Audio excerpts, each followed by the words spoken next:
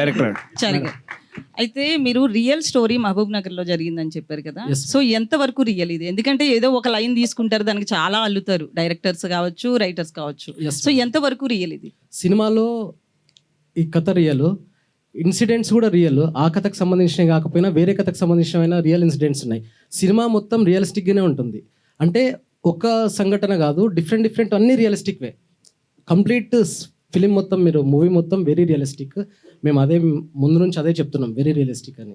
సినిమాలో ఒక 5% 10% సినిమాటిక్ ఏదైనా ఉంది అంటే ఆ డ్యాన్స్ స్టెప్సే, అంతే. శ్రీను గారు, అయితే ఆ మూవీ గురించి కాదు ఇది.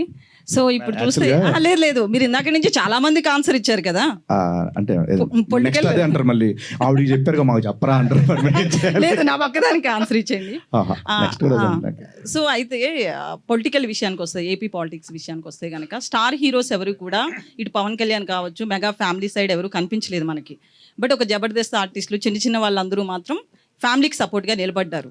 ప్రచారానికి కూడా వైష్ణవ్ గారు వెళ్ళారు, సాయిధరం తేజ్ గారు అదే అంటున్నా, మెగా ఫ్యామిలీ తప్ప క్యాంపెయినింగ్ అవ్వలేదండి. మెగా ఫ్యామిలీ తప్ప ఇప్పటి వరకు కూడా ఒక స్టేట్మెంట్ ఇవ్వడం కావచ్చు, ప్రచారంలో క్యాంపెయిన్ లో పాల్గొనడం కావచ్చు, ఎవరు కూడా స్టార్ హీరోస్ మెగా ఫ్యామిలీ కాకుండా ఎవరు వెళ్ళలేదు.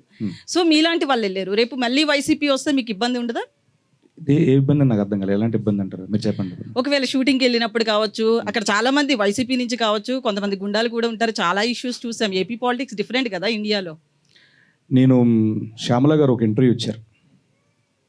ఆ ఇంటర్వ్యూలో క్వశ్చన్ అడిగారు, మీరు ఇలా చేయడం వల్ల రేపొద్దున ఆడియో ఫంక్షన్లో మీకు ఏమైనా ఇవ్వకపోవచ్చేమో మెగా ఫ్యామిలీ నుంచి అని అన్నారు.